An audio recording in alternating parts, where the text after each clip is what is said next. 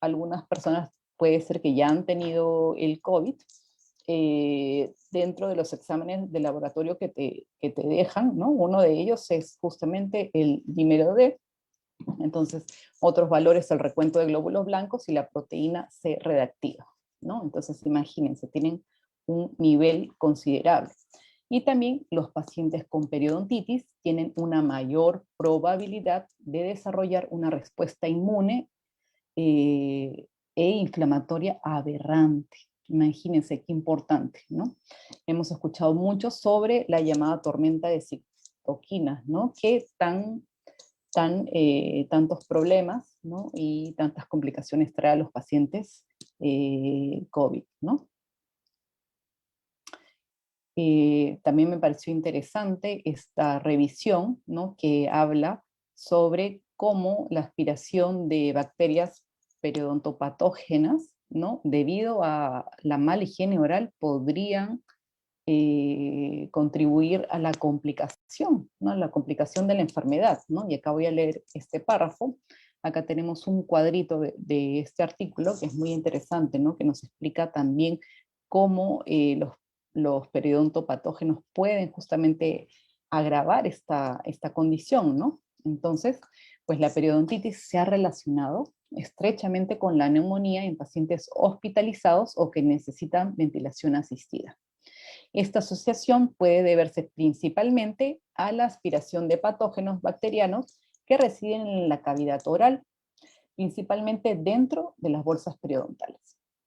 Entonces, esto pues en pacientes con periodontitis. Una vez aspirados estos patógenos y ante el déficit de defensas adecuadas del hospedador, se promueve la colonización de estos patógenos en los pulmones, lo que rápidamente deteriora el estado de salud del paciente. Imagínense, qué grave. Y la periodontitis, no es una enfermedad poco común, ¿no? En este artículo publicado en el 2014, que sin embargo analiza datos que están entre 1990 y 2010, miren, ya estamos en el 2021, ¿no? Nos dice que la periodontitis severa es la sexta enfermedad más prevalente a nivel mundial. Imagínense. Entonces, no creo que el Perú esté justamente lejos, ¿no? de esta cifra. Entonces, eso es muy importante. Acá cito al doctor Mariano Sanz: las enfermedades periodontales y principalmente la periodontitis han mostrado que actúan como un factor complementario en el aumento de la infectividad, gravedad de la enfermedad COVID-19, ¿no? Lo que destaca una vez más la necesidad de implementar medidas preventivas y terapéuticas para reducir la carga global de la periodontitis. Y ahí entramos nosotros, ¿no? Ahí tenemos un rol muy importante. Y también quise incluir este artículo porque también no es solo, no solamente que la periodontitis, la enfermedad periodontal, las infecciones orales, ¿no? La pobre higiene oral afecte el COVID, ¿no? Sino que este artículo como que lo enfocaba diferente, ¿no? Entonces, ¿qué dice? Sí, la COVID-19 afecta a las enfermedades periodontales y periimplantales, ¿no? Y lo enfoca más que todo al hecho del paciente, ¿no? Del paciente, o sea, ¿qué pasa con este paciente que debido a la pandemia, ¿no? A la cuarentena, que no puede salir, ¿no? Que de repente está con temor, ¿no? No voy quizá al odontólogo porque tengo miedo, ¿no? ¿Qué pasa con sus mantenimientos? Que de repente antes eran rigurosos y ya no son más, ¿no? Entonces es algo que nosotros nos tenemos que poner a pensar y da unas sugerencias, ¿no? Por ejemplo, ¿qué debemos hacer? Informar a los pacientes sobre la posibilidad de complicaciones bucales relacionadas con el virus, ¿no? Porque el paciente dice, ya, yo no me contagio, pero él no sabe que si él deja que su enfermedad siga progresando, ¿no? Que su salud oral siga deteriorando, eso también es contraproducente. Y eso nosotros tenemos que informarle, ¿no? Tenemos que informar a los pacientes porque ellos no saben de eso, ¿no? Tenemos que reforzar la higiene bucal adecuada, proporcionando educación al paciente a través, ahora tenemos ¿no? La educación virtual, los medios de comunicación, ¿no? Estábamos hablando con la APO que iba a hacer unos videitos, ¿no? Nosotros podemos hacer un Zoom con nuestro paciente, pero no podemos desligarnos de esos pacientes que tenemos, que sabemos ya que tienen periodontitis, ¿no? Que estamos acostumbrados a hacerles sus mantenimientos vía una videollamada, ¿no? Por Zoom. Nosotros todavía podemos seguir haciendo nuestras consultas de mantenimiento, y en esta situación son más importantes que nunca, ¿no? Y hacer hincapié, como mencionan acá en los autores, hacer hincapié en la importancia de las visitas de mantenimiento periódicas, ¿no? Qué importante, es algo que ahora que estamos viendo esta evidencia no podemos dejar de lado, ¿no? Entonces, ¿qué podemos hacer como odontólogos frente a esta evidencia? Podemos hacer muchas cosas, pero yo he resaltado solamente dos. Uno, reforzar la importancia del diagnóstico y tratamiento de las enfermedades periodontales. Y eso no es solamente para los periodoncistas, eso es para todos los odontólogos, ¿no? Nosotros tenemos que sí o sí tener nuestra sonda periodontal al lado de nuestro explorador, nuestra cureta y nuestro espejo. Es indispensable y hoy más que nunca, ¿no? Nosotros los periodoncistas siempre lo hemos dicho, pero ahora, hoy más que nunca, ¿no? Porque recordemos, o sea, antes de llegar a periodontitis, tuvo que haber una gingivitis, tuvo que haber una periodontitis leve, ¿no? Entonces, realmente el odontólogo acá tiene un papel muy importante, ¿no? Estamos evitando que este paciente pueda tener complicaciones, ¿no? Y segundo, ¿no? Y muy importante, pues también educar al paciente, y no solamente educarlo, sino confirmar que mantiene una adecuada higiene oral, ¿no?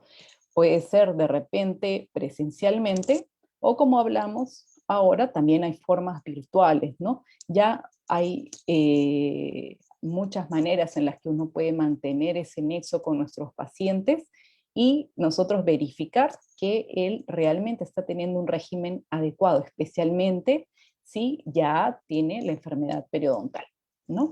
Y menciona también el artículo, y que lo voy a aprovechar como nexo para la exposición de la doctora Andrea, que además aconsejan el uso de coadyuvantes, ¿no? ¿Qué quiere decir esto? Coadyuvantes que puedan incidir en la transmisión y patogenicidad de este virus, ¿no? Que la puedan disminuir, ¿no? Que de repente no lo combaten, pero de repente puedan disminuir esa carga viral, ¿no? Y sobre eso nos va a hablar un poquito más la doctora Andrea. Gracias.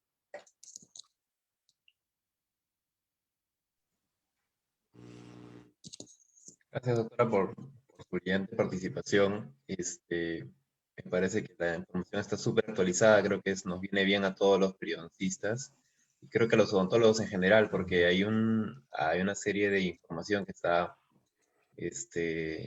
siendo compartida por diferentes medios, ¿no? Televisión, radio, redes sociales, y a veces nos quedamos con la duda sobre qué de eso es cierto, qué de eso no está tan bien.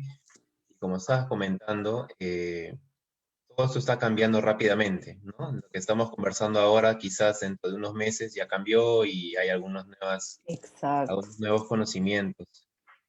exacto. Eh, bueno, quisiera darle el pase a la doctora Margot de los Ríos, que es la directora científica de la asociación, para que pueda hacer la entrega del certificado. Agradecimiento de la APO a la doctora Carmen Castro por su participación el día de hoy. Muchas gracias, Carmen. Ha estado muy buena la charla y al final ya vamos a hacer las preguntas seguramente. Perfecto, un placer para mí, imagínense. Qué privilegio. Carmencita, es un gusto haberte tenido en la conferencia APO, representando a la mujer peruana en esta Semana Internacional.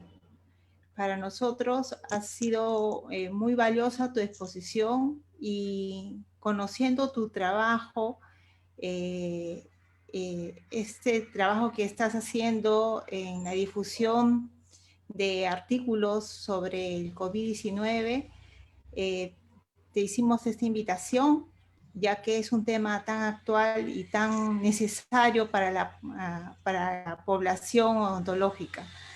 Un abrazo y al nombre de la Asociación Peruana de Periodoncia y Osintegración, nuestro agradecimiento y nada, bienvenida a la sociedad. Gracias. Un abrazo. Gracias.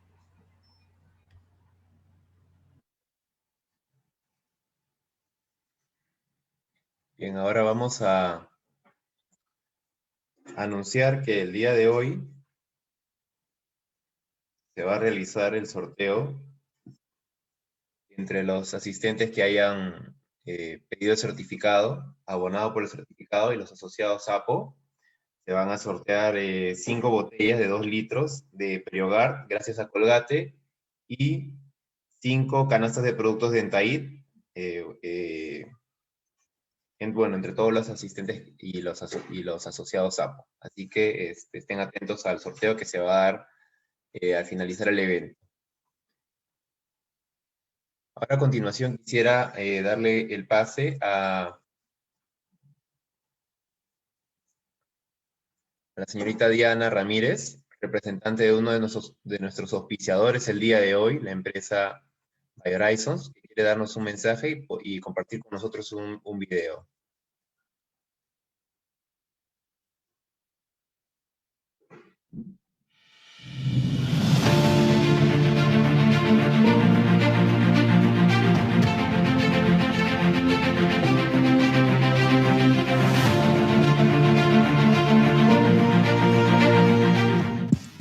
BioHorizons está dentro de las 4 principales empresas del mundo con productos innovadores y basados en la ciencia.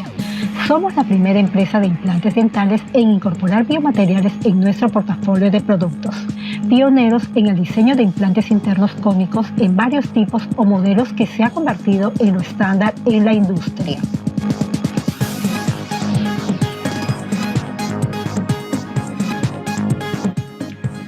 Cambiamos la noción en términos de unión al tejido conectivo y preservación del hueso crestal presentando nuestra tecnología de superficie LaserLock, del cual somos los únicos en la industria. Desde el principio, tener personas que conoces y confías sin duda ha sido uno de los pilares del éxito de BioHorizons. Sabemos que es nuestra gente y nuestro servicio lo que nos diferencia, por la ética de trabajo y la dedicación de nuestro equipo clave. BioHorizons construyó una sólida reputación en esta industria por una cultura empresarial enfocada en brindar excelencia en todo lo que hacemos, y esto no va a cambiar. Te ayudaremos a afrontar los retos y oportunidades que se presentarán a medida que nuestra industria cambie y crece. Continuaremos nuestra investigación para mejorar aún más nuestra cartera de productos, con tecnologías respaldadas por la ciencia y basadas en la evidencia. Seguiremos siendo una industria líder en flujos de trabajos digitales que mejoran la eficiencia y los resultados de sus prácticas. Continuaremos con nuestro historial de brindar el mejor servicio de soporte y oportunidades educativas en toda nuestra presencia global.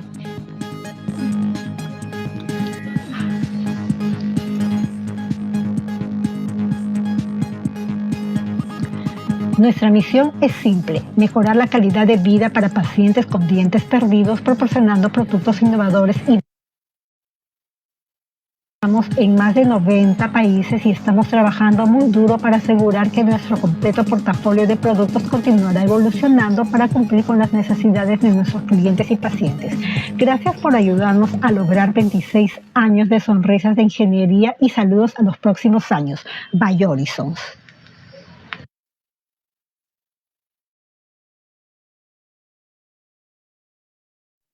Muchas gracias a la empresa BioHorizons por su apoyo en la realización de este evento. También nos gustaría, a nombre de la asociación, agradecer a las empresas Dentium, que vamos a compartir un video de ellos también en esta oportunidad.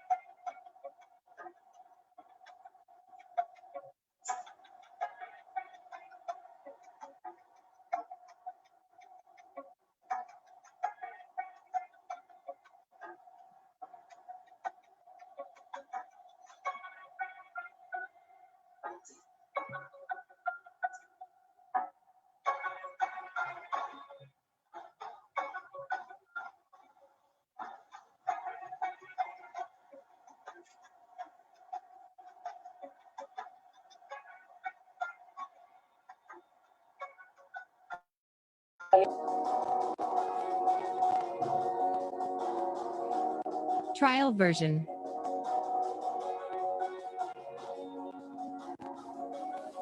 Trial version.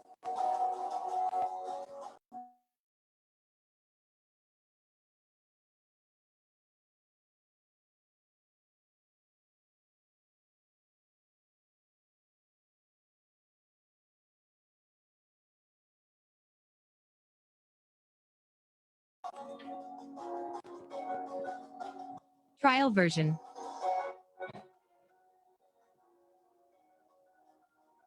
Trial version.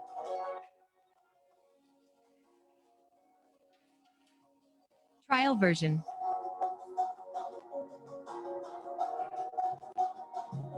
Trial version. Bien, gracias a Dentio. Trial version. Ofrece una amplia gama de resoluciones en relación a lo que es implantología oral, Trial version. sistemas CAD/CAM y últimamente también está incursionando en los equipos tomográficos. Gracias a Dentio Trial por su version. apoyo en este evento. Ahora a continuación quisiera agradecer a la siguiente Trial empresa version. que nos ha apoyado esta noche, la empresa Bionovation. Trial version.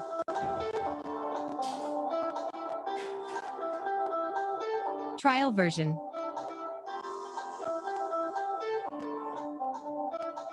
Trial version.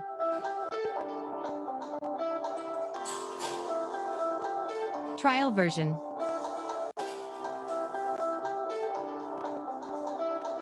Trial version.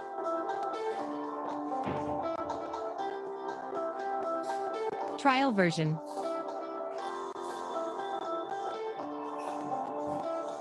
Trial version.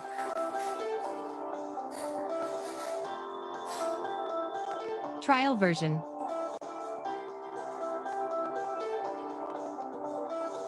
Trial version.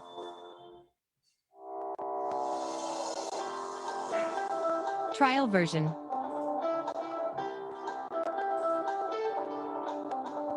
Trial version.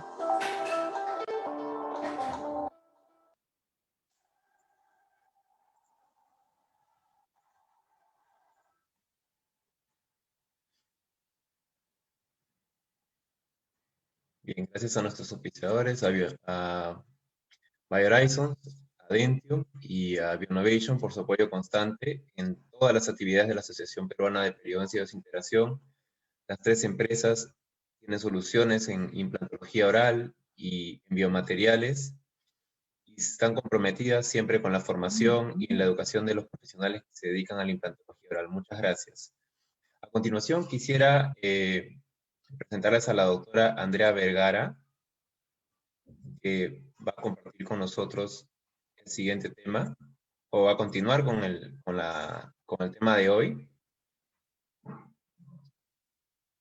La doctora Andrea Vergara Buenaventura es cirujano dentista egresada de la Universidad San Martín de Porres, es magíster en periodoncia en la misma casa de estudios. Actualmente se encuentra cursando un doctorado en periodoncia en la Universidad de Río Grande del Sur, en Brasil. Es docente en la especialidad de periodoncia e implantes de la Universidad Científica del Sur. Es investigadora con publicaciones en revistas científicas de alto impacto. Hoy va a continuar con el tema que hemos estado tratando previamente con la doctora Carmen Castro, titulado COVID-19 y la atención del paciente periodontal. Doctora Andrea, bienvenida, gracias por su participación, gracias a ambas por su participación. Sabemos en la asociación que en este último año han estado investigando bastante sobre este tema y haciendo múltiples publicaciones en este sentido, así que hemos tenido a bien invitarlas y les agradecemos por su presencia esta noche. Quisiera por favor que pueda encender su videocámara y comparta su pantalla con nosotros para poder empezar con la presentación. Hola Julio, buenas noches con todos. Gracias por la invitación a la APO y gracias a todos los participantes por el interés en el tema. Como ya lo han mencionado en la presentación anterior, es un tema definitivamente que tiene bastante interés, ¿no? Justamente es un tema bastante actual, a pesar que vivimos esta pandemia desde el año pasado, ¿no? El día de hoy quiero presentarles una conferencia acerca de la importancia del control de los aerosoles en la atención odontológica durante justamente la pandemia. Y antes de empezar, bueno, quiero hacer un descargo de responsabilidad, que esta conferencia no está patrocinada ni publicitada por ninguna marca o casa comercial, y que toda la información brindada a continuación ha sido basada en una búsqueda bibliográfica exhaustiva en las principales bases de datos como Medline, Scopus y CIA. Entonces, sin más preámbulos, vamos a comenzar. Pongo esta imagen como inicio, creo que ya la hemos visto en la conferencia anterior, pero, y ya varios de nosotros la conocemos, ¿no? Es la imagen de este virus que ha causado la pandemia, y justamente la coloco porque todo esto nace acerca de una gran duda y una gran inquietud, ¿no? La doctora Carmen y yo efectivamente vinimos haciendo una serie de publicaciones. Empezamos con una publicación acerca de la importancia de la salud mental hacia el odontólogo, puesto que nuestra carrera, en un momento nosotros nos sentimos un poco desplazados frente a esta pandemia, pero luego ya cuando empezamos a ver que en algún momento del camino íbamos a tener que volver al consultorio, pues decidimos investigar acerca de cuáles eran las posibles formas en las cuales nosotros como odontólogos podíamos empezar a cuidarnos y cuidar al paciente, ¿no? Y nos surgió frente a esto, pues, una de las primeras dudas, y era si es que el consultorio dental era un lugar de riesgo para la atención de pacientes durante la pandemia, o un lugar de riesgo también para nosotros como profesionales de la salud. Y empezamos a hacer una serie de revisiones, ¿no? Acerca de cuáles eran las posibles vías de propagación de una enfermedad en nuestra consulta, ¿no? Que quizá nosotros como odontólogos siempre estuvimos bien protegidos. Nosotros, hablando ya en un tema como periodoncistas, siempre hemos tenido un equipo de protección y hemos tenido siempre un riguroso protocolo en cuanto a la atención de los pacientes. Pero haciendo una pequeña revisión vamos a ver que efectivamente se puede dar algún tipo de contagio en el consultorio, ya sea por contacto con fluidos corporales del paciente, un paciente que tenga algún tipo de infección, por contacto con instrumentos o con algún tipo de superficie que esté contaminada, y también por contacto con partículas infecciosas del paciente que se hayan transmitido por el aire, ¿no? Y justamente empezamos a ver que efectivamente sí, existe una larga historia de infecciones virales y bacterianas que se van a transmitir por vía aérea. Vamos a ver que tanto artículos de mucha antigüedad como artículos recientes mencionan que tanto la tuberculosis, la neumonía, el sarampión, algunos virus del herpes, incluso el SARS, van a poder contagiarse mediante la vía aérea. Y para eso es importante también que podamos entender un poquito estos conceptos, ¿no? Que se vienen manejando acerca de qué es un aerosol, un bioaerosol, qué son las gotas. Un aerosol va a ser una mezcla de partículas sólidas o líquidas que van a ser menores o iguales a 50 micrómetros, las cuales van a estar siempre suspendidas en un cuerpo gaseoso, en este caso va a ser el aire.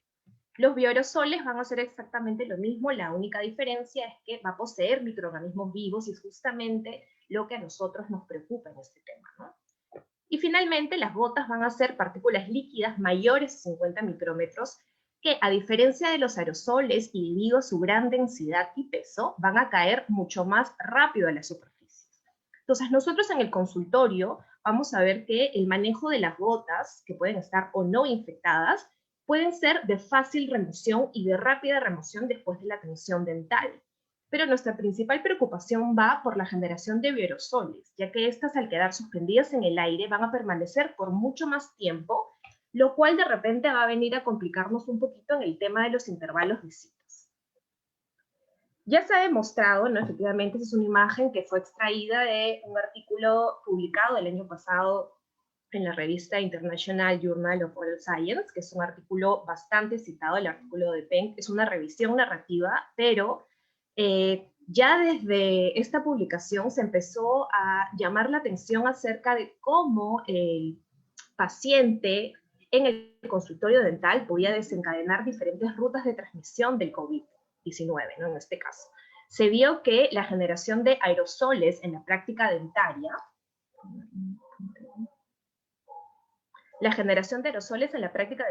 lo que iban a hacer era contaminar superficies que podían tener aerosoles o gotículas del paciente infectado, por medio del aire también poder producir algún tipo de contagio con los pacientes o individuos susceptibles. Y algo recalcante en esta publicación es que iba o podía producirse también algún tipo de contaminación cruzada, tanto con profesionales como con otros pacientes, ¿no? Un artículo también publicado el año pasado por el doctor Fatizadeh y colaboradores encontró que el virus del SARS-CoV-2 podía tener una supervivencia incluso hasta 9 días.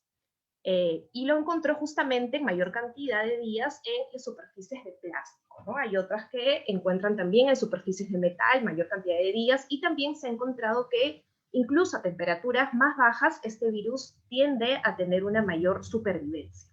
Ahora, ojo, estamos hablando, y es importante recalcar que hablamos de supervivencia del virus, pero no se ha estudiado todavía la capacidad de este virus que ha permanecido 4 días para poder producir algún tipo de infección.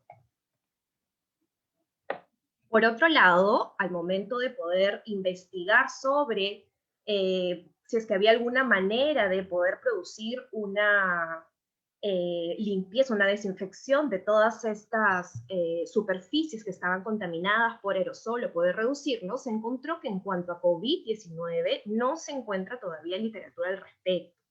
La mayoría de evidencia que existe es a partir de enfermedades bacterianas, ¿no? Las cuales, bueno, haciendo un pequeño paréntesis, hay algunos estudios que lo que hacen es, en el consultorio, en diferentes partes, colocar placas Petris con soluciones de agar sangre para ver si es que la generación de aerosoles que van a poseer algún tipo de microorganismo, algún tipo de bacteria, pueden llegar a producir algún tipo de crecimiento bacteriano en estas placas, ¿no? Y eso es lo que sí efectivamente se ha demostrado.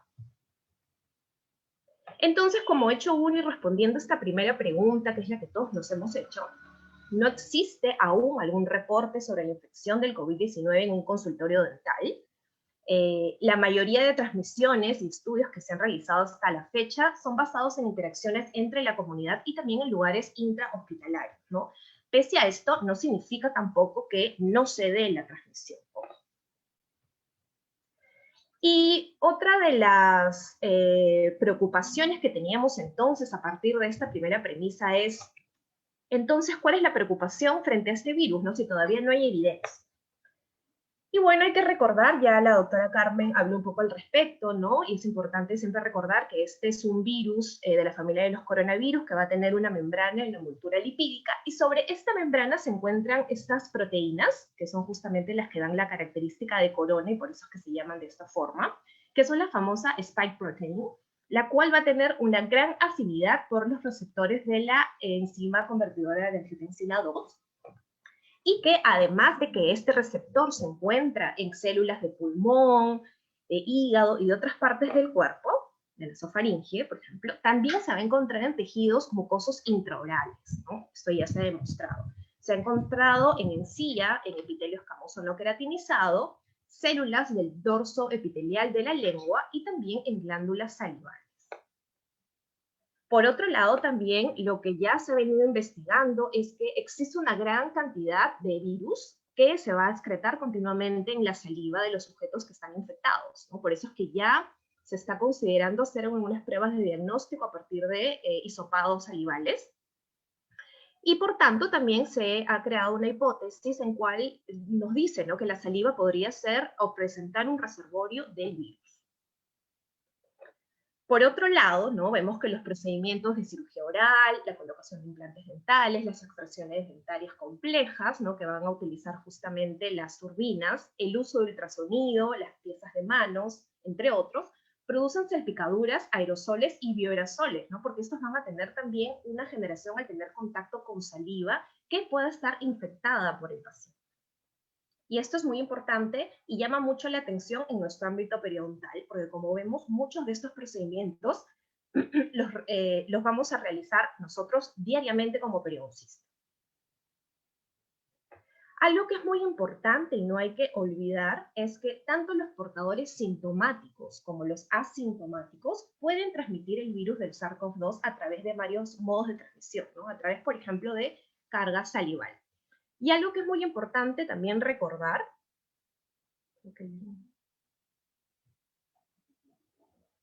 es que el paciente infectado que presenta algún tipo de sintomatología severa o grave no es el paciente que va a llegar al consultorio a menos que necesite algún tipo de emergencia dentaria o una emergencia periodontal o quirúrgica, por ejemplo, ¿no? El paciente que va a llegar al consultorio es el paciente asintomático mayormente, ¿no? Que incluso frente a al primer triaje que nosotros realicemos, no va a presentar ni fiebre ni ningún otro síntoma de alerta que nos pueda a nosotros llevar a la suspicacia de que este paciente está infectado. Entonces, ese es el paciente del cual nosotros tenemos que tener mayor cuidado.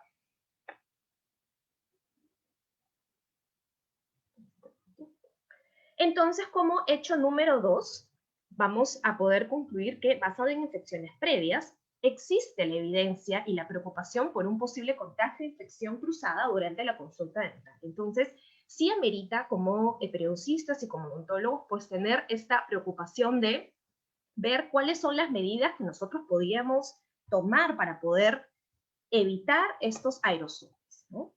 ¿Y cómo es que podríamos evitar los aerosoles o bioaerosoles generados durante la consulta odontológica? Y pues acá hay unas revisiones sistemáticas en las cuales ya se ha podido establecer que nuestro principal mecanismo para poder evitar que los aerosoles puedan tener algún tipo de contagio, pues, o contacto, mejor dicho, es el uso de mascarillas, el cual, bueno, es un tema que ya se ha leído bastante. Todo el tema del uso del equipo de protección personal es sumamente importante, es quizás con la técnica de lavado de manos la mejor protección que podemos tener hasta el momento frente al virus. Pero por otro lado, también existe pues el aislamiento, ¿no? O el distanciamiento físico, el cual ya se ha también concluido que el distanciamiento físico de 1 metro a más va a evitar un posible contagio. Entonces tenemos acá dos formas en las cuales nosotros nos podemos proteger, ¿no? Pese a esto, bueno, ustedes dirán, pues no, es imposible que nosotros en nuestra área odontológica podamos estar a más de 1 metro, ¿no? A menos que podamos hacer algún tipo de teleconsulta, algún tipo de tratamiento que no sea netamente invasivo, lo cual creo que el 90% de nuestros procedimientos lo son. Y este es un artículo que fue publicado en el New York Times el año pasado, en el cual se encontró que en cuanto a proximidad física hacia los pacientes, los dentistas nos encontrábamos muy expuestos a enfermedades, no solamente al COVID-19, sino a otro tipo de enfermedad, justamente por la gran proximidad que teníamos con el paciente. Y acá, bueno, sale otro hecho, el hecho número 4, en el cual ya nos está sugiriendo que la naturaleza del tratamiento dental nos va a despojar tanto al paciente como al dentista paciente de un posible distanciamiento. Y por otro lado, hay que recordar que el paciente odontológico va a consulta sin mascarilla, lo cual definitivamente lo despoja totalmente de cualquier tipo de protección. Y ahora, pues justamente, ¿no? Si vemos que nosotros en nuestro campo no podemos evitar la formación de aerosoles, tenemos que ya, o pudimos, mejor dicho, realizar una investigación en la cual veamos cuáles son las opciones en las que nosotros podamos no evitar, pero al menos reducir esta cantidad de aerosoles y bioaerosoles generados. Y pues encontramos en esta revisión, que justamente de este año, que ya existen, ¿no? Existen revisiones, existe evidencia de alto nivel que encuentra y enumera diferentes protocolos que buscan la reducción de la generación de estos aerosoles durante la consulta odontológica. Y dentro de ellos encontramos el uso de diques de goma, el uso de enjuagues orales previos al procedimiento, que son los famosos enjuagues preprocedurales, los evacuadores de gran volumen, estos grandes succionadores, el raspado manual, que vendría a suplantar el uso del ultrasonido, la eliminación de caries por medios químicos y la técnica restauradora atraumática. Justamente en cuanto al uso de enjuagues es de lo que vamos a hablar más adelante. Otra revisión, o bueno, esta misma revisión tiene como conclusión dar o sugerir el uso de los evacuadores de gran volumen, y dentro de esto se encuentra que el uso de la aplicación de goma, así como los enjuagues orales previos a los procedimientos dentales, deben utilizarse cuando sea oportuno.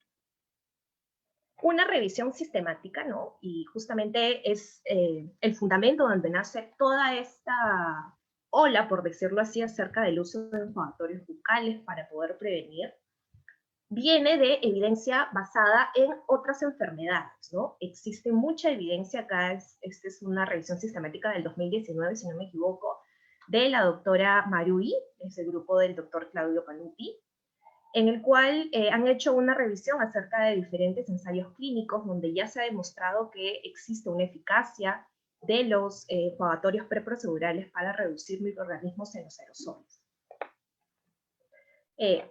Otra forma, otra hipótesis, otra idea, mejor dicho, que ayudó a esta hipótesis es también esta revisión que nos dice que efectivamente el uso de enjuagatorios va a prevenir que los pacientes que están internados puedan presentar algún tipo de complicación severa cuando estén bajo una neumonía asociada al ventilador, entonces al reducir carga viral. Ojo, no hablando en tema de COVID, sino hablando en el tema de neumonía asociada a ventilador. Y como vemos acá, este es el cuadrito de la revisión de la que les estaba hablando, son 13 estudios que abarcó esta revisión, en la cual diferentes tipos de enjuagues preprocedurales han sido utilizados para poder disminuir la carga microbiana que se pueda encontrar en saliva. Entonces, al respecto, sí existe bastante evidencia, claro, enfatizando siempre en cuanto a otro tipo de enfermedades. Este es el diagrama, el forest plot del artículo, en el cual tanto para el uso de clorhexidina, el uso de cloruro de cetilpiridina, el famoso CPC, el grupo de los aceites esenciales y también e incluso enjuagues herbales, todos presentan un favoritismo hacia el uso de esta temática, acepta esta hipótesis. No sé si se me escucha bien, me salió en un momento que estaba un poco inestable mi internet. Se escuchó. Se escuchó un poco entrecortado, pero creo que ya está bien. Creo que ya está bien el audio. Ah, ya, perfecto. Bien, bueno, en esta última diapositiva solamente recordar que la revisión concluyó en que tanto el enjuague en clorhexidina de CPC y los aceites esenciales, así como el uso de enjuagatorios herbales, disminuía de forma eficiente y eficaz los microorganismos que podían encontrarse en los bioaerosoles, ¿no? Frente, ojo, a otro tipo de enfermedades. Entonces, como hecho 5, tenemos que, sí, efectivamente, existen medidas para reducir la cantidad de aerosoles y bioaerosoles generados durante la consulta dental, pero no existen hasta el momento en el contexto de COVID-19. Y ahora viene, pues, creo que lo más importante de esta conferencia es poder saber cuál es la evidencia y responder esta pregunta, si es que el uso de enjuagues bucales podría reducir la carga viral del SARS-CoV-2, si podría evitar su transmisión o incluso destruirlo. Y ver, ¿no?, cuál es la evidencia que nosotros a la fecha tenemos disponible sobre este virus, y es importante poder recalcar eso, como mencionó la doctora Carmen hace un momento. Toda esta información acerca del COVID-19 cambia de un día para otro, y de repente, como ella también mencionó, ¿no?, lo que estamos diciendo ahora cambia hasta dentro de una semana, ¿no? Es importante recalcar eso. Algo también importante recordar es el concepto de la práctica basada en evidencia, y creo que esto es algo muy importante que tenemos que dejar también como conclusión de esta conferencia, y es que nosotros como personal de salud tenemos que realizar nuestra consulta tanto clínica como preventiva en cuanto a la práctica basada en la evidencia, que nos tiene que permitir a nosotros rastrear o encontrar la mejor evidencia disponible. evaluar su validez de forma crítica para usar la mejor o mayor evidencia que tengamos hasta el momento y decidir a base de esta la atención de los pacientes que vamos a tener, ¿no? Y como vemos, según la pirámide de la evidencia, tenemos dentro de el ranking, por decirlo así, o en la punta de la pirámide en cuanto a la información que podamos tener a nivel de paciente, a los ensayos clínicos, que es justamente lo que estamos esperando que sea ya publicado para poder dar una respuesta fehaciente a la efectividad y la eficacia de los enjuagatorios, ¿no? Y vamos a ver que en esta pirámide lo más bajo que encontramos es los estudios in vitro, que es la mayor cantidad de estudios que hemos visto y leído y escuchado al respecto.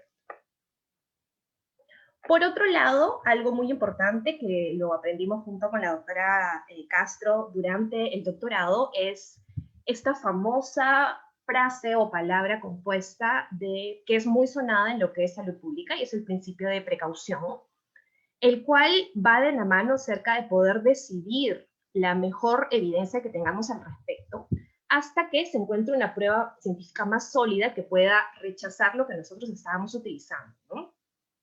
Y justamente esto se podría aplicar al contexto de COVID-19, ya que es una enfermedad que es muy nueva, que no se conoce mucho, y que en realidad ha generado una gran crisis sanitaria a nivel mundial, no específicamente, bueno, en nuestro país.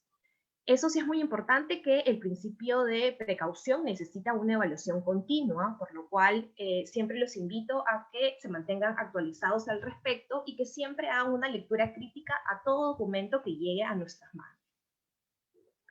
Y bueno, en cuanto ya yendo a hablar sobre el uso de los enjuagues, mencionar cuál es la evidencia que tenemos hacia el respecto, ¿no? En cuanto a los enjuagues más sonados, o más leídos y más escuchados, tenemos al peróxido de hidrógeno, el cual se ha hipotetizado que podría tener algún efecto contra el SARS-CoV-2 porque es un agente oxidativo, va a liberar radicales libres de oxígeno y va a alterar la membrana lipídica de algunos otros virus. La iodopovidona, usada también a diferentes concentraciones, empezó también a llamar la atención porque se ha visto que frente a otros virus ha presentado una gran acción antiviral. Va a producir ruptura proteica, va a oxidar estructuras de ácidos nucleicos. La clorhexidina creo que es el enjuague que ha sido ampliamente estudiado, nosotros como periodistas lo utilizamos mucho. Este aumenta la permeabilidad de la pared celular de las bacterias, va a provocar su lisis, va a precipitar el contenido plasmático, y también ha visto que in vitro ha tenido acción frente a otros coronavirus. El CPC al 0.05 y el 0.75% va a disromper la envoltura lipídica de otros virus mediante interacciones físico-químicas. Entonces, estos 4 primeros enjuagues, quiero mostrarles un poco acerca de la evidencia que se encuentra al respecto. Vamos a ver que dentro de todos, el enjuague o el antiséptico bucal, en este caso, que ha sido ampliamente estudiado in vitro, es la iodopovidona, como podemos observar. Hay muchos estudios que han tenido resultados prometedores y positivos con este antiséptico. Otro de ellos es el uso del CPC, pero hay que recalcar algo muy importante, y es que en cuanto al CPC, las publicaciones in vitro que se han realizado son 2 preprints, lo cual significa que son 2 artículos que todavía no pasan una revisión por pares para poder llevar a publicarse. Están todavía en una fase preprint previa a una publicación, por decirlo así, pero tienen también resultados prometedores en in vitro.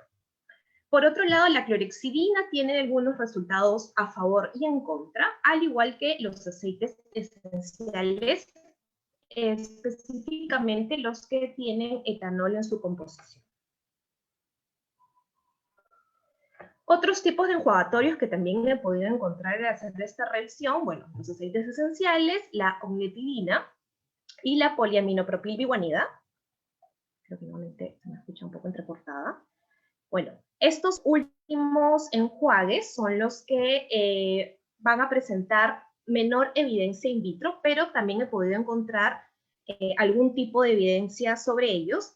Y en resumen, en cuanto a los 3, he encontrado que, bueno, todos actúan a nivel bacteriano y van a alterar funciones en la permeabilidad de la membrana celular. En cuanto a la evidencia de estos últimos enjuagues, vamos a encontrar que Es una evidencia in vitro que en algunos casos se encuentra positiva, en algunos casos se encuentra negativa, ¿no? Pero es importante que se puedan mencionar que no solamente los 4 enjuagues que nosotros hemos venido siempre escuchando son los únicos, ¿no? Los investigadores han tratado de, justamente por todas estas hipótesis y todos estos principios que ya se han conocido previamente, pues poder investigar también en otro tipo de antiséptico, en otro tipo de formulación que quizá también pueda haber tenido algún tipo de resultado positivo. Y ahora vamos a poder ver qué es lo que nos dice la evidencia a nivel clínico, ¿no? Y el primer artículo que, bueno, llegó a nuestras manos fue este artículo del Dr. Jung, creo que fue un artículo que en su momento se volvió muy famoso. Es una serie de 2 casos, un reporte de 2 casos, se hizo un reporte en 2 pacientes, a los cuales se les dio 15 mililitros de clorhexidina, el 0,12% por 30 segundos, y se hizo una prueba antes y después del uso mediante un ensayo de PCR por transcriptasa reversa, que fue la forma como ellos hallaron el virus y que en realidad es la forma en la metodología que sigue todos esos estudios in vivo.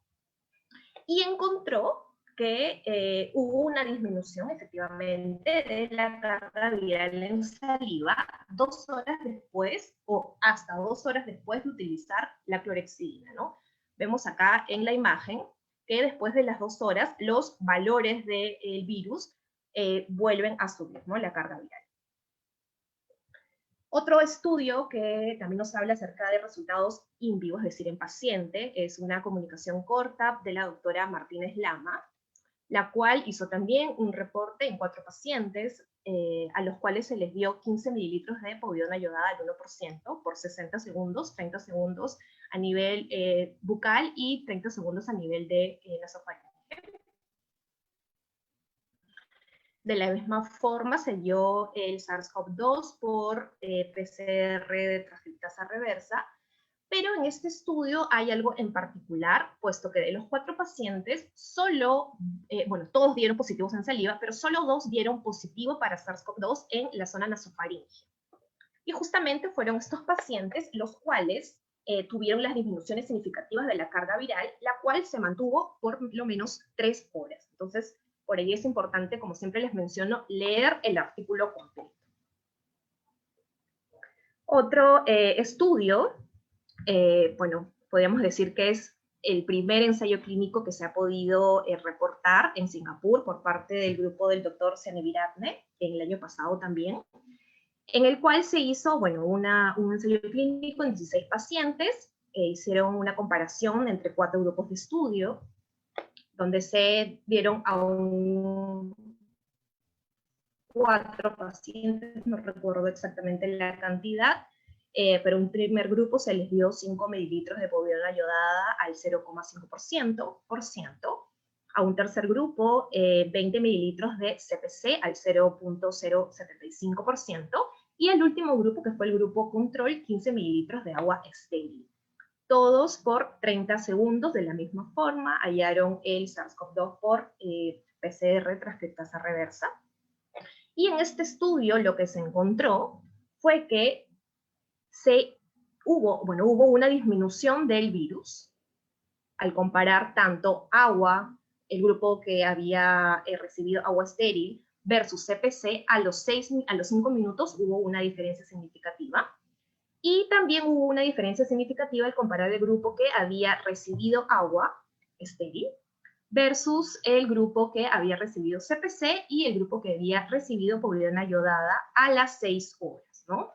Dentro de las limitaciones de este estudio es que no se hizo un cálculo muestral, es un estudio que tiene una poca cantidad de muestras, solamente 16 pacientes y cada grupo 4, pero creo que es un resultado bastante alentador para nosotros que justamente queremos saber bastante al respecto.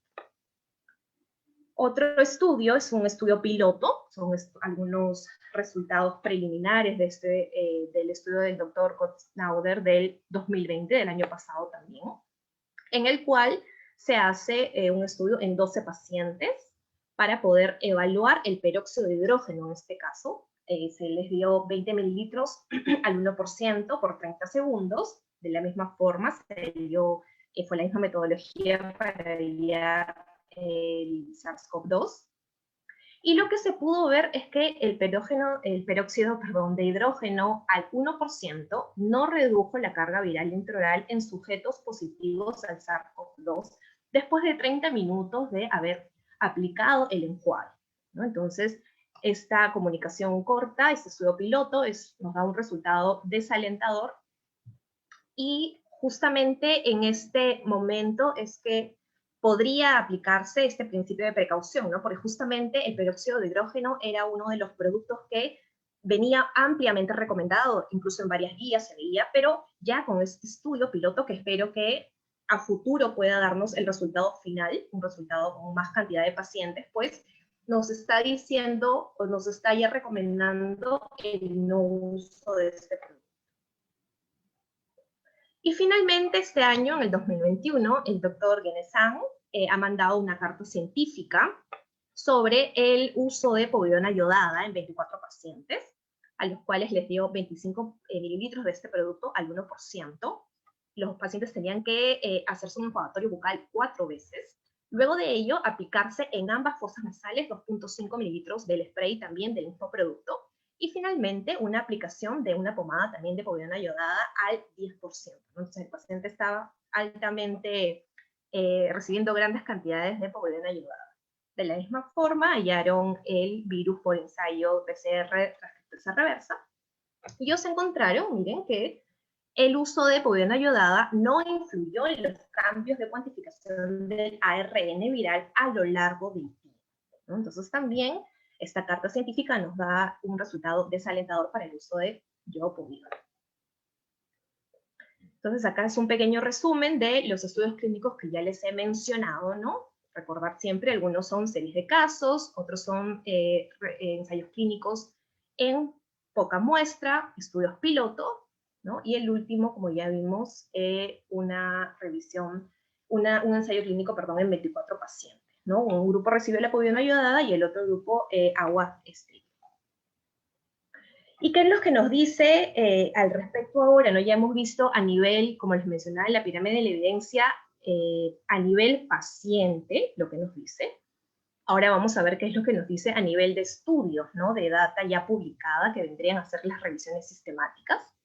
Y encontramos este artículo de la doctora Cavalcante Leao, la cual trató de buscar una información acerca de cuál era la evidencia científica acerca de la efectividad de estos enjuagatorios para poder reducir carga viral.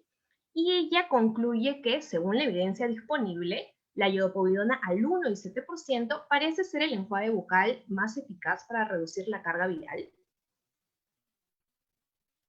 Y por otro lado, menciona que no existen pruebas científicas que puedan recomendar el uso de peróxido de hidrógeno.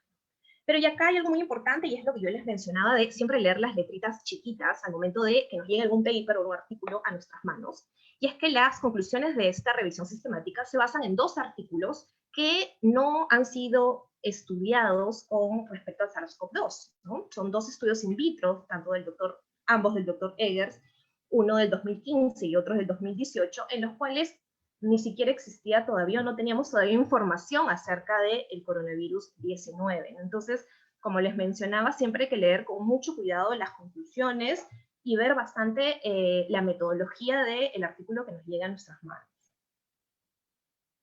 Por otro lado, esta revisión sistemática del doctor Ortega nos habla que ningún artículo pudo reunir los criterios de elegibilidad que ellos tuvieron en su revisión sistemática para poder sugerir la indicación del peróxido de hidrógeno en el control de la carga viral del SARS-CoV-2, ¿no? Entonces, acá también nuevamente, tanto a nivel paciente como a nivel artículo, en una revisión sistemática, se está, no recomendando el uso del peróxido de hidrógeno.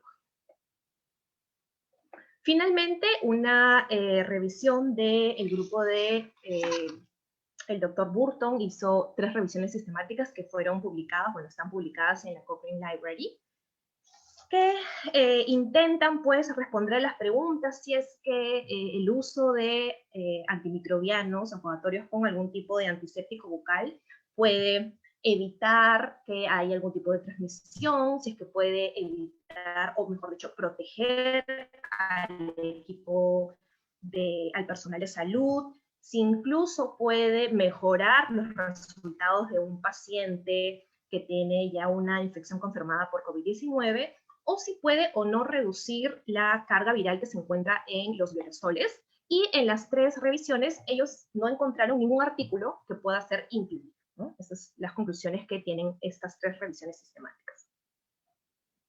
Y bueno, nosotros, dando nuestro granito de arena, el año pasado hicimos 2 publicaciones al respecto, hicimos una revisión también acerca del uso de enjuagues y la COVID-19 en odontología, para poder hacer una pequeña revisión sobre justamente estos enjuagatorios que eran los más sonados, ¿no? La clorhexidina, el CPC, la iodopovidona y el peróxido de hidrógeno.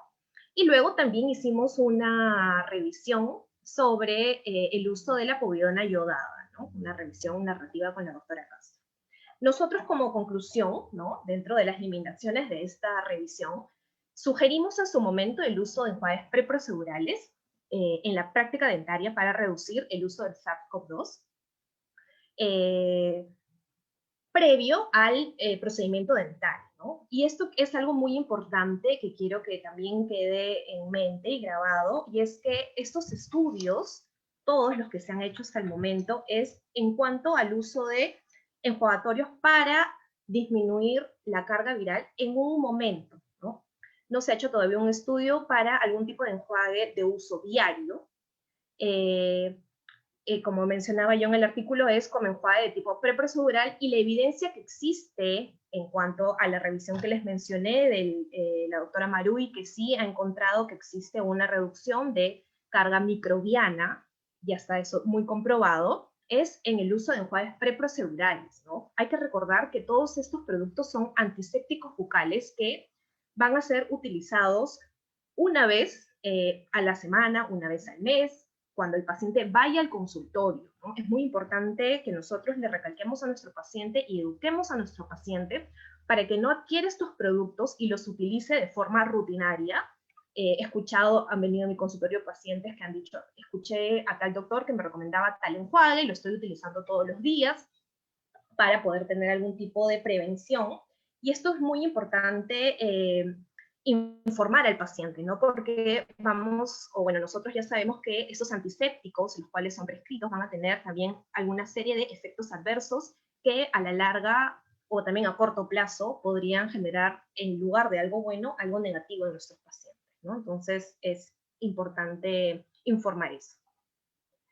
Y bueno, en cuanto al hecho 6, y hablando acerca de la conclusión sobre esta pregunta, es que efectivamente no existen pruebas publicadas sobre la eficacia clínica, algún tipo de estudio que esté bien realizado, como les mencioné, tenga una buena randomización, tenga un tamaño de muestra adecuado, que nos diga que un enjuague bucal preprocedimental pueda reducir la carga viral del SARS-CoV-2 o prevenir su transmisión, ¿no? Entonces, esto es importante. Pese a ello, y justamente les quería informar acerca de cómo es que está la investigación al respecto, me metí a la página del Clinical Trials de Estados Unidos, que es el lugar donde se hacen los registros de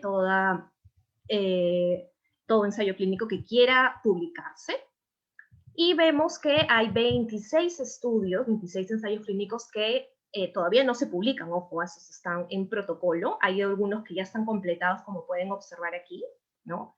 Y se están probando diferentes tipos de productos, y esperemos que muy pronto podamos tener respuestas al respecto, ¿no? Y bueno, finalmente, para ya terminar con esta conferencia, dentro de las conclusiones que yo he podido tener al respecto, es que aunque hasta el momento no existe una evidencia fehaciente de una gran escala alta en la evidencia sobre el COVID-19, sí tienen que implementarse medidas para reducir los aerosoles hasta donde nosotros podamos hacerlo, ¿no? Estas deben ser implementadas hasta que, nuevamente les digo, salga algún tipo de evidencia que me diga, no, esto no funciona. Por otro lado, solamente se ha probado que los enjuagues bucales preprocedurales pueden disminuir carga viral o inactivar SARS en estudios in vitro como tal. No falta todavía, y a pesar de que ya han salido algunos estudios in vivo, falta el artículo que, como ya les mencioné, tenga una buena metodología, la cual nosotros sí podamos dar algún tipo de conclusión positiva. Y aunque no hemos demostrado eso, sí se ha demostrado y está ampliamente demostrado que estos enjuagues preprocedimientos con la presencia de algún producto antiséptico, que son los que ya hemos mencionado el día de hoy, pueden reducir el nivel de otros microorganismos orales en aerosoles y salpicaduras generadas durante los procedimientos dentales. Entonces creo que sí, si es que me preguntan, ¿no? Por ahí, doctora, ¿usted utilizaría o no utilizaría? Sí lo utilizaría, aplicando el principio de precaución. Creo que el uso de algún tipo de enjuague nos va a ayudar a reducir esta carga viral, más no nos va a proteger ni va a impedir que nosotros podamos evitar o dejemos de usar el equipo de protección personal, ¿no? Esto es muy importante, tenemos que todavía hasta la fecha seguir cuidándonos hasta que, como les mencioné, la evidencia diga lo contrario. Bien, quiero despedirme agradeciendo por la invitación, agradeciendo también por el interés que ustedes han tenido. Acá les dejo un código QR para que puedan tener la lista de todos los artículos que he podido reunir para poder hacer esta conferencia, si alguno de ustedes quiere de repente leer a más profundidad alguno de ellos. Y bueno, les dejo mis redes sociales, mi Instagram, mi correo, por si alguno de ustedes tiene alguna duda, y mi ResearchGate, donde pueden encontrar también los artículos que he publicado, no solamente en COVID, sino también en otros campos de la odontología. Gracias. Muchas gracias, doctora Andrea, por la ponencia, porque nos ha respondido muchas preguntas que teníamos al respecto, pero estoy seguro que debe haber más preguntas de parte de los asistentes. A ver, a los colegas que están presentes en la charla, les vamos a pedir que si tienen alguna pregunta, la hagan en la caja de preguntas y respuestas, para que las doctoras Andrea y Carmen Castro puedan responderlas basadas en la evidencia que han podido revisar. A ver, vamos a dar unos minutitos. Vamos a dar unos minutos. Y hay algunas preguntas. La doctora, a ver, la primera pregunta que tengo aquí es de la doctora Vanessa Covarrubias. Dice la doctora, a ver, una vez realizado el enjuague de mi paciente, y antes de iniciar mi tratamiento, o sea, una vez que el paciente se ha hecho el enjuague, ¿puedo atenderlo inmediatamente o recomiendan esperar un tiempo? Y si es así, ¿qué tiempo esperar?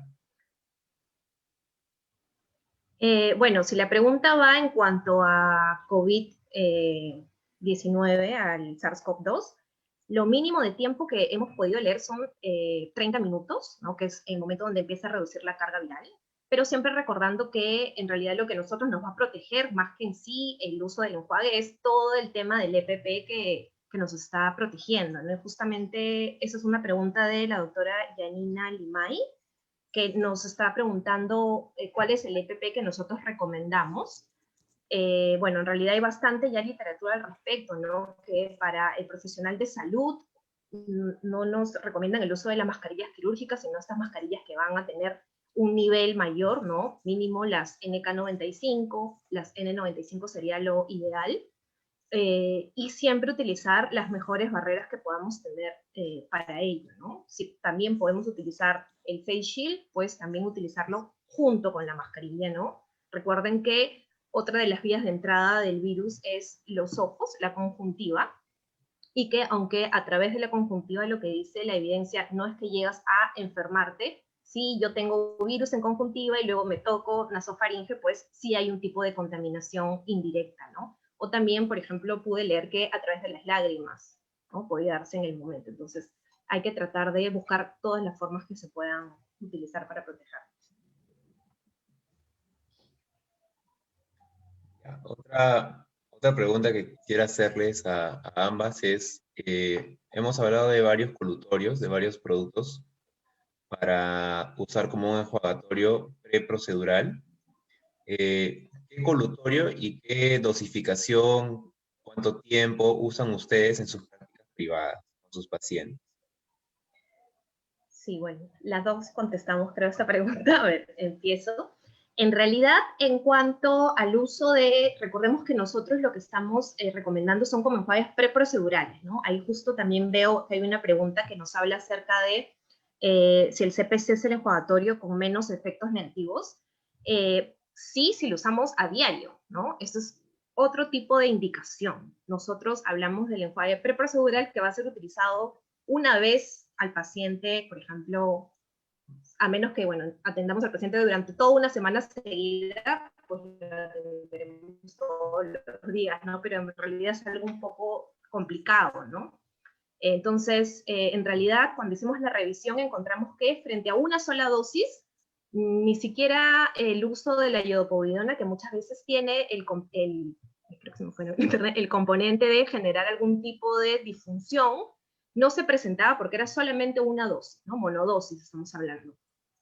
Lo que sí hay que tener precaución en cuanto a la povidona iodada es el uso en pacientes embarazadas, ¿no? Eso es algo muy importante, y pacientes que sean alérgicos, ¿no? Por ejemplo, cuando nosotros hacemos la Con antisepsia tiroides. del campo preoperatorio, utilizamos, claro, exacto, un paciente que sí tenga algún tipo de diagnóstico de tiroides, ¿no? De alguna enfermedad tiroidea, en ese caso sí contraindicarlo.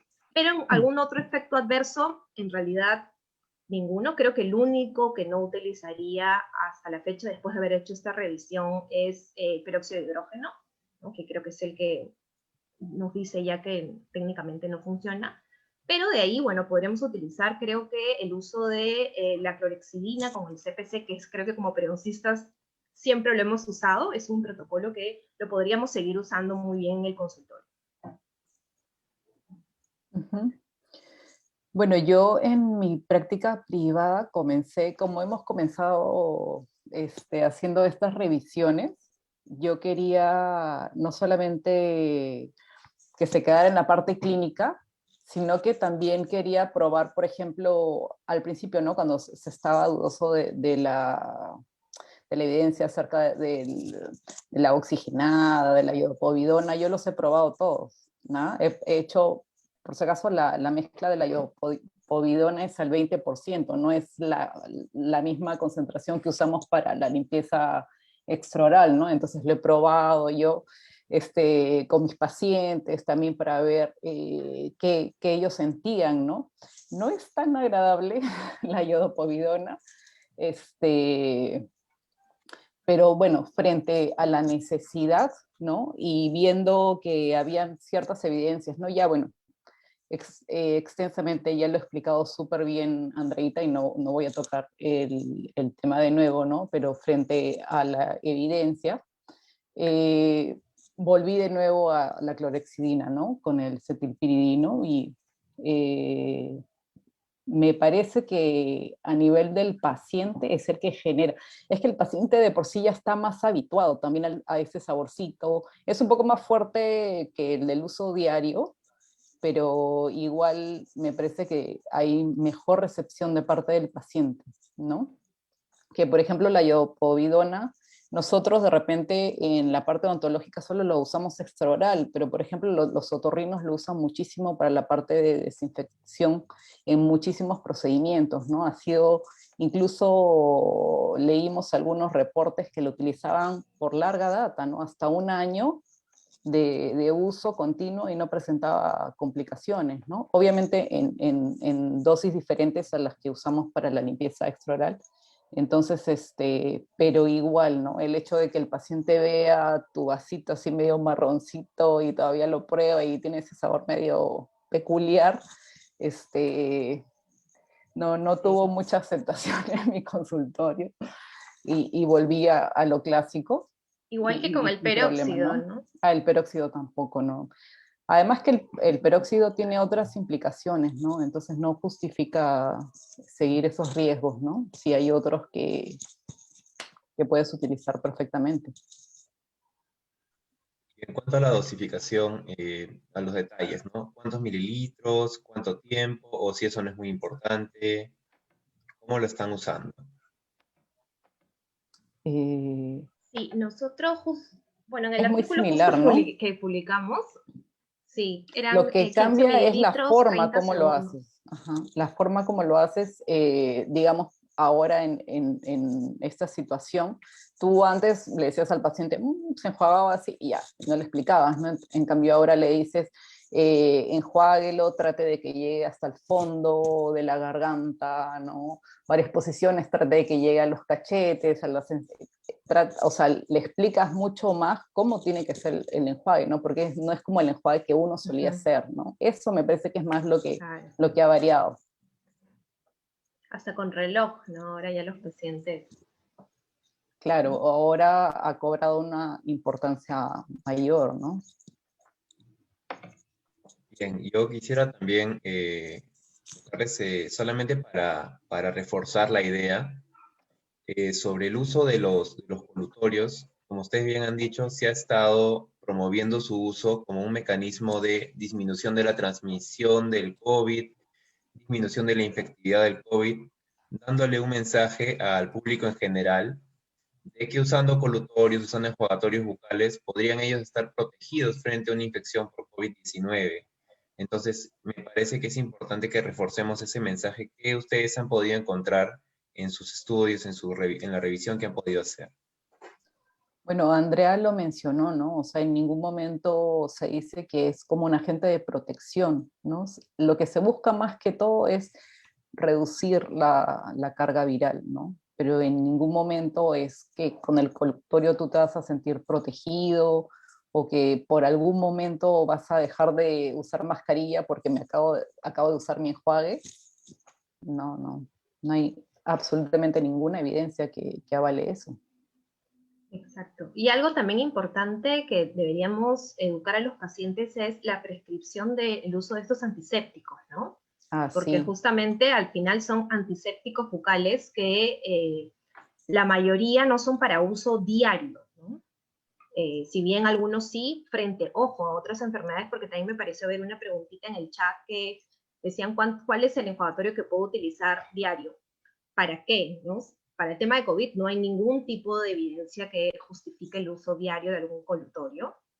Uno, hemos estado hablando de enjuagues preprocedurales, los que podríamos decirlo monodosis.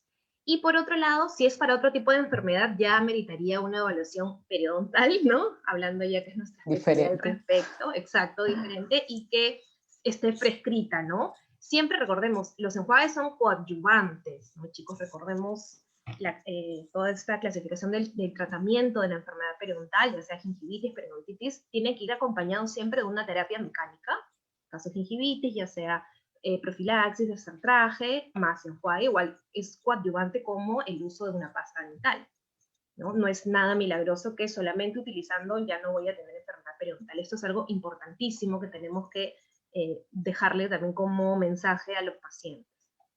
Claro, yo siempre les digo a mis pacientes, como para que me entiendan, que alguna vez le escuché a un profesor, ¿no? Dice, es como que si tú quisieras encerar tu piso y ni siquiera lo has barrido. O sea, primero tienes que barrer el piso, lo trapeas, todo, y después ya le echas sus cerillas. Es algo así. Exacto. Y aquí hay una pregunta de los colegas que están conectados en Facebook, que me dice si está recomendada la limpieza de las fosas nasales. Sí. O sea, más que, claro, más que recomendado como tal, ¿no? Se ha reportado. Exacto. Hay protocolos que también indican. Nosotros en nuestra revisión que hicimos de iopovidona encontramos que habían esas recomendaciones o sugerencias, ¿no? De pasar los algodoncitos bañados en povidona en las fosas nasales. Sí, nosotros lo sugerimos, pero los artículos bases decían enjuagues nasofaringios con jeringas, ¿no? Pero obviamente eran para trabajadores que trabajan,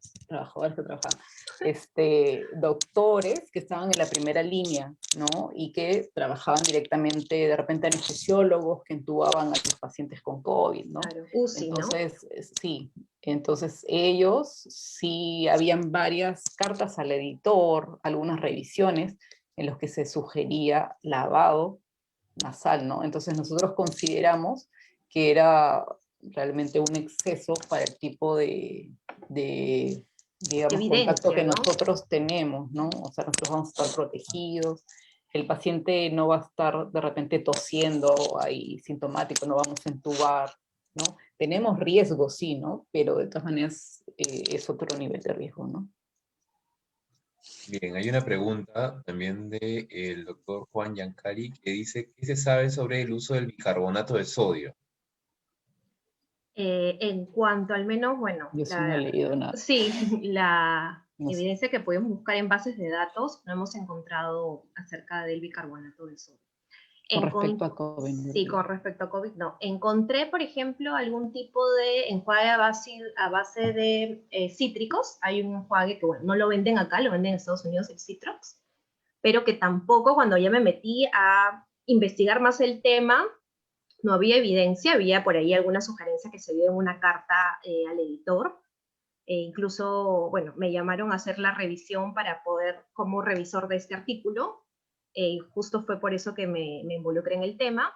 Y lo que encontré también era que la FDA lo había sacado de los productos porque habían encontrado por ahí algo que no funcionaba, no cuadraba muy bien al respecto. Entonces, más no. Entonces, como les digo, evidencia publicada en bases de datos es la que hemos encontrado nosotros, es la que hemos podido presentar el día de hoy. Bien, hay otra pregunta que le dice qué enjuagatorio bucal, si hay algún enjuagatorio bucal en especial, o si se recomienda enjuagatorios bucales en pacientes que están hospitalizados. Sí, como mencionábamos, no hay la revisión del grupo del doctor Burton, que justamente habla acerca de que si los enjuagues preprocedurales o los antisépticos bucales podían ayudar a disminuir algún tipo o mejorar los resultados del paciente hospitalizado, no hay evidencia tampoco al respecto, ¿no? Sí, lo que sí se puede y creo que sí se ha visto es mejorar en sí toda la higiene oral, ¿no? Si se podría implementar, creo, algún programa en los pacientes, creo que a nivel de salud, creo que sería beneficioso para todas las enfermedades, ¿no? En cuanto a Sí, lo relación. que en COVID no ha sido reportado. Lo que se ha visto es, por ejemplo, en pacientes que han tenido neumonía o que se les van a hacer ciertos procedimientos como intubaciones, justamente para disminuir también la neumonía, ¿no? Se ha reportado uso de iodopovidona, uso de clorexidina, ¿no? Y con buenos resultados para disminuir el porcentaje de complicaciones por infecciones, ¿no? Eso sí, pero no exactamente en COVID, sino en otros tipos de procedimientos médicos. Claro. Sería súper interesante un estudio al respecto, ¿no? De ver algún ensayo clínico, ¿no? En el cual se pueda a estos pacientes, bueno, tener acceso a estos pacientes y poder ver si es que efectivamente, yo creería que sí, ¿no? Que justamente la mejoría de la salud bucal, así como para otras enfermedades, creo que podría también reducir los efectos adversos de la severidad del COVID.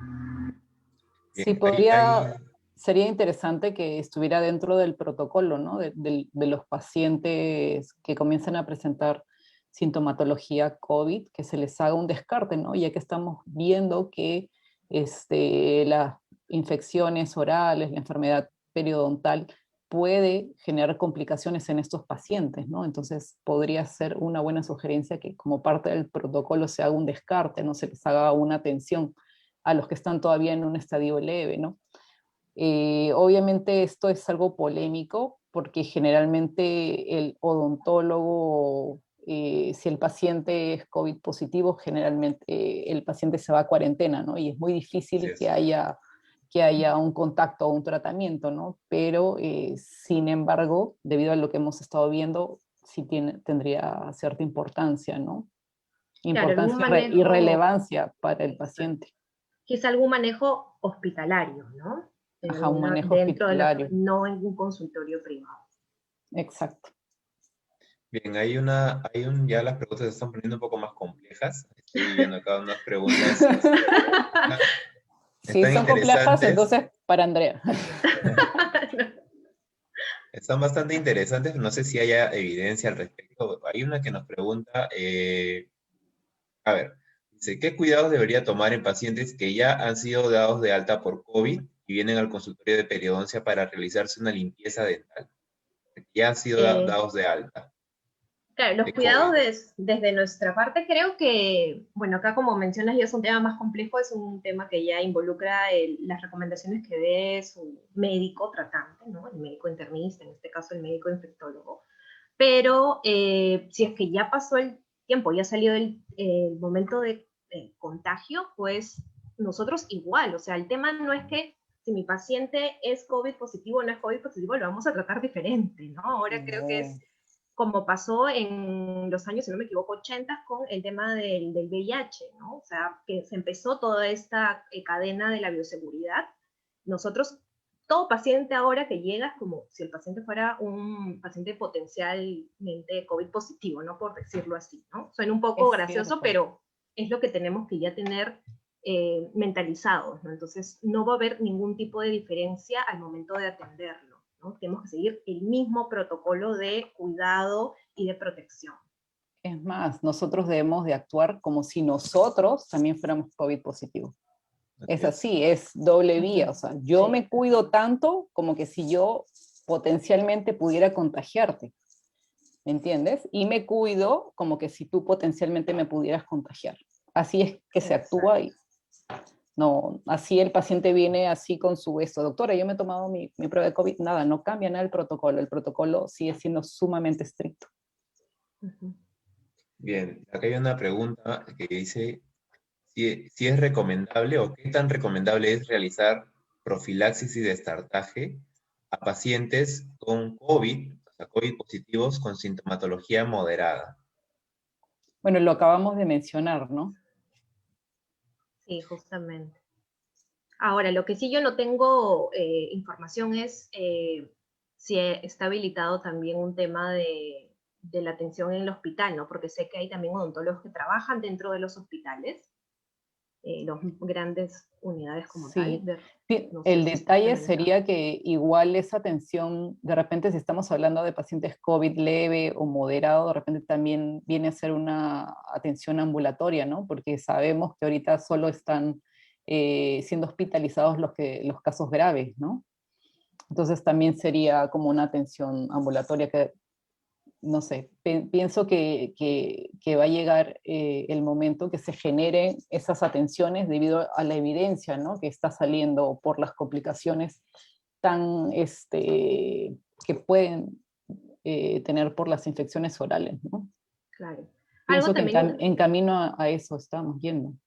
Claro, creo que algo importante es no esperar a que el paciente, no esperar tratar periodontalmente al paciente con COVID, ¿no? Sino ya empezar la prevención desde ya en todos nuestros De todos los pacientes. pacientes. Y esto quizás nos toca a nosotros como periodoncistas educar a las otras especialidades, a los dentistas generales, Y de difundir, exacto, de la importancia de la enfermedad descarte. periodontal, ¿no? Que si bien todavía hay bastante controversia, ¿no? Como ya nos mencionó la doctora Castro, lo que dice la evidencia, lo que no nos dice, yo estoy muy contenta de que hayan salido toda esta serie de artículos porque es como que han elevado un poquito nuestra especialidad y ya hay pacientes que van al mismo consultorio a decir, necesito que me hagan una evaluación periodontal por el tema del COVID, ¿no? Entonces, algo bueno también sale de todo esto, ¿no?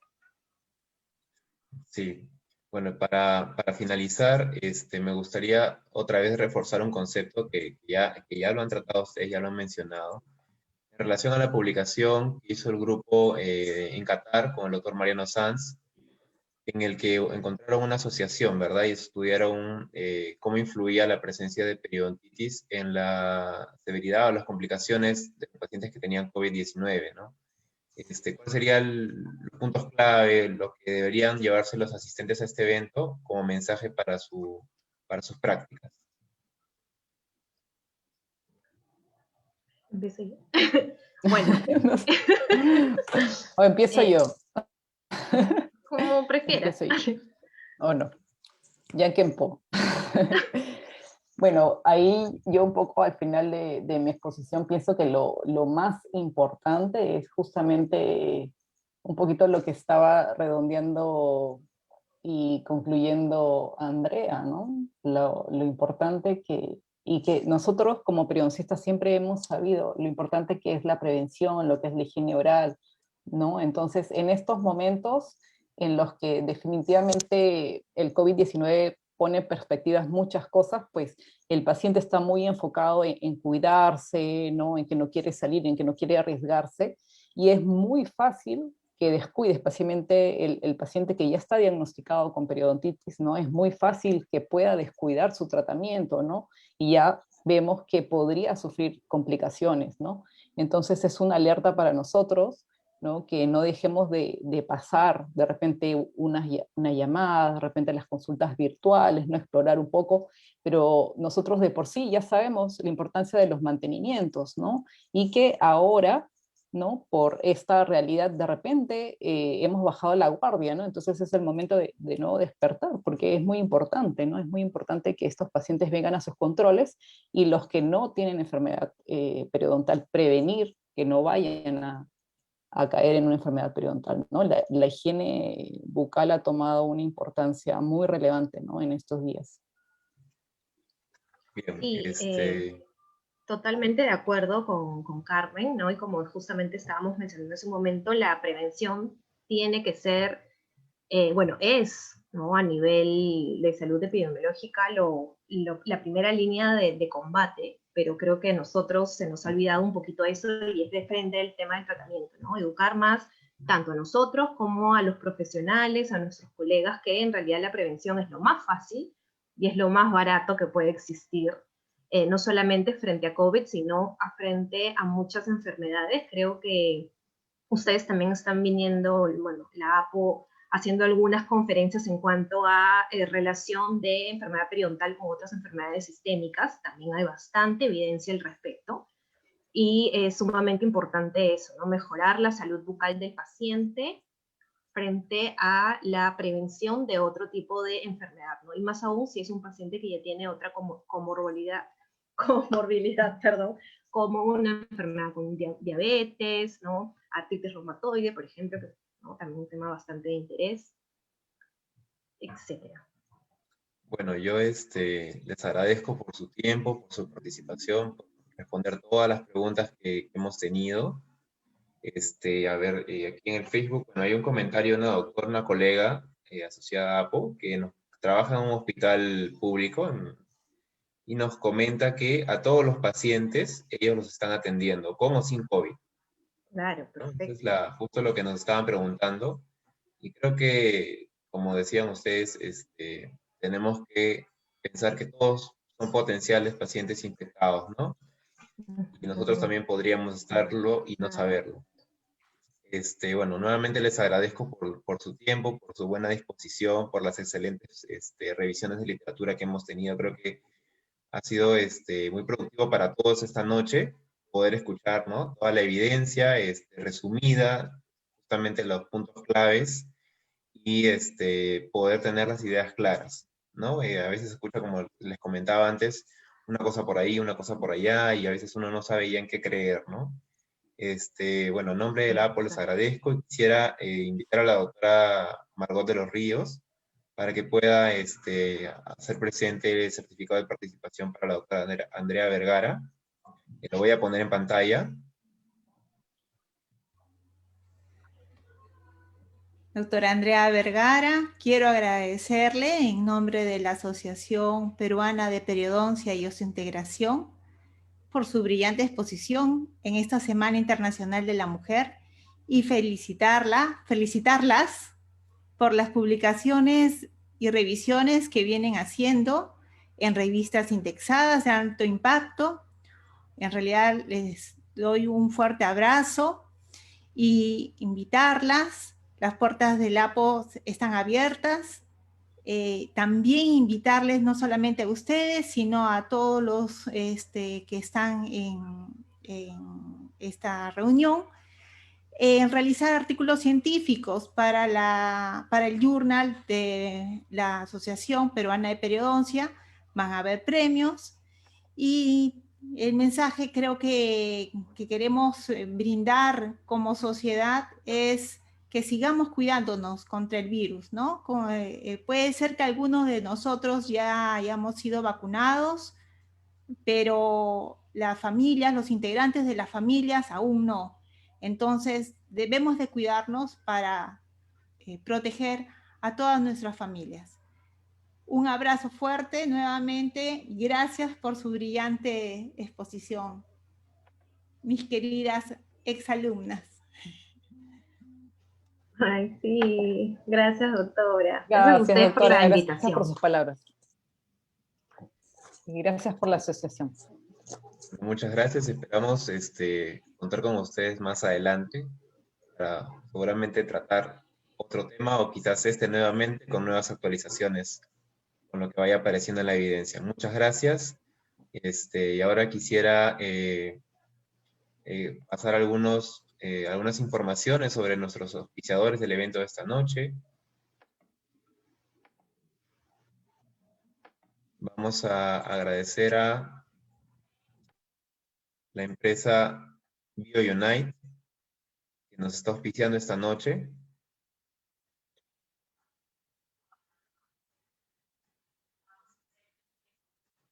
Y vamos a compartir un pequeño video de ellos.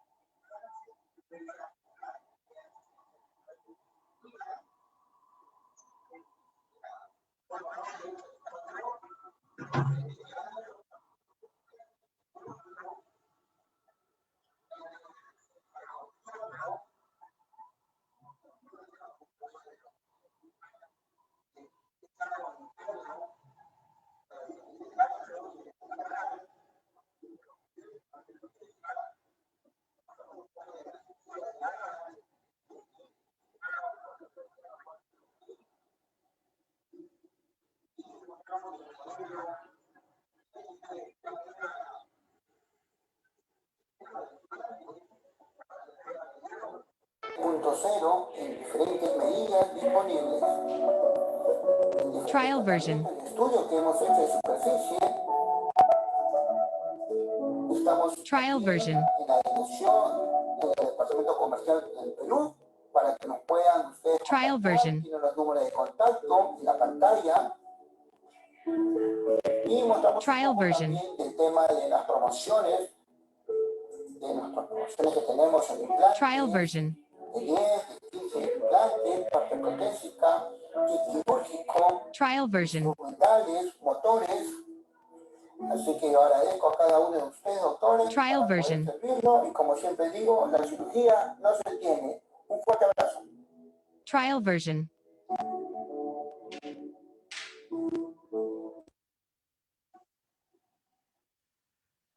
Bien, ahora queremos agradecer a la empresa Colgate, que también nos está apoyando en la realización de este evento. Muchas gracias a Colgate.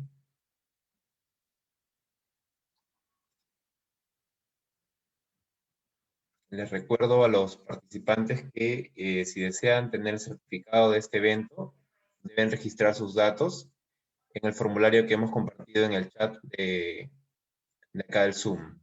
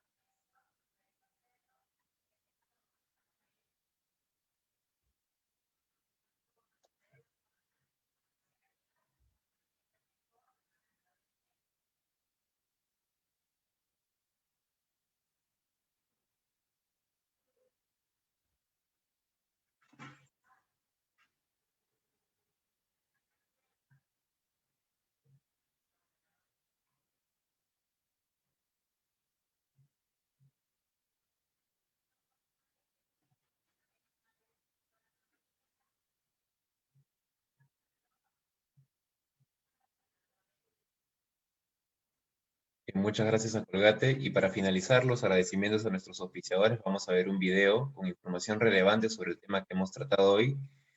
de la empresa Dentail.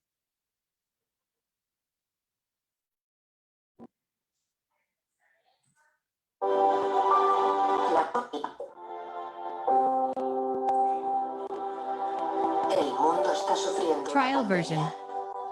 Para derrotarla, tenemos que combatirla desde todos los frentes. La salud bucal juega un papel muy importante. Trial Debemos version. tomar medidas. La boca no es un sistema aislado. La salud bucal y la salud general están estrechamente relacionadas. Trial version.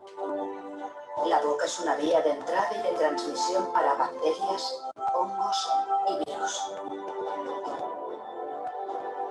Trial version. Podemos intuir que es importante tener la boca en salud para, si ingresa el virus en nuestro cuerpo, por lo menos que tenga Trial menos version. capacidad de hacer más daño. It's very important also to understand that this is an area where the virus multiplies Trial version. with a higher rate than in other parts of the body, so that's what makes it so easy to contagious. El cloruro Trial version. CPC es un antiséptico que ha demostrado en estudios in vitro y en humanos actividad herbicida y preventiva frente a algunos virus. Trial version. En entornos sanitarios en los que hay mayor riesgo de contagio, el uso combinado de CPC y clorexidina asegura una eficacia antiséptica superior. Trial version. No solo pensemos que estos agentes pueden sernos útiles como un enjuague prepredatorio, sino también podríamos pensar que su uso durante una Trial semana, version. 10 días, en el momento que ha habido riesgo de transmisión o se ha podido infectar un individuo, podría hacer que se redujera, por un lado, la transmisión y, por otro lado, Trial que version. la enfermedad se manifestara de una manera más débil. El cloruro de acetilcilinio parece que destruye esa capa lipídica Trial y version. nos ofrece una mayor sustantividad que, por ejemplo, el agua oxigenada o el yodo. Trial version. Y es muy evidente por cloruro de acetilcilinio. Extrema las medidas de higiene bucal con productos Trial version. con CPC para una protección completa.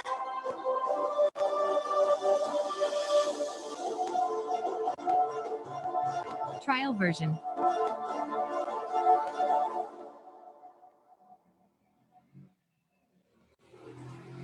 Muy bien, gracias a Dentail. Ahora quisiera hacer un Trial anuncio version. antes de terminar el evento. Quisiera invitarlos a nuestro siguiente evento que va a ser bastante interesante. Trial version. El día sábado 13 de marzo, dentro de unos pocos días, vamos a Trial celebrar el Día de version. la Mujer. Y te hemos preparado este evento para todos ustedes, en donde tendremos... En este evento tendremos a 4 ponentes. El evento va a estar bastante interesante. Son todas ponentes de alto nivel. Está la doctora Isabela Roqueta, que va a tratar el tema de regeneración ósea en sentido vertical. Está la doctora Cecilia González Marín, que va a tratar el tema de la microbiología molecular, de la asociación entre la enfermedad periodontal y complicaciones del embarazo. También está la doctora Carmen Villasante Graves, que va a tratar el tema cirugía periodontal y mucogingival mínimamente invasiva. Y finalmente tendremos a la doctora Patricia Horna, que va a tratar el tema terapia inicial en el tratamiento periodontal. Las inscripciones para este evento las pueden hacer desde el enlace que está publicado en nuestra página de Facebook de la APO. Pueden entrar a Facebook y buscar APO Perú, y ahí van a encontrar la publicación y el enlace que los va a llevar para que puedan registrarse y estar presentes en este evento que estamos organizando con mucho cariño para ustedes. Bien, les agradecemos su presencia el día de hoy a todos los asistentes. Les comunicamos que los ganadores de los premios del sorteo el día de hoy los vamos a publicar también en la página de Facebook de la Asociación Peruana de Periodoncia y Desintegración, así que ya saben, en unos minutos vamos a estar publicando ahí a los ganadores y también cómo pueden ellos comunicarse con nosotros para poder hacerse acreedores a su premio. Muchas gracias por su gentil presencia y los esperamos en nuestros próximos eventos. Hasta una próxima oportunidad.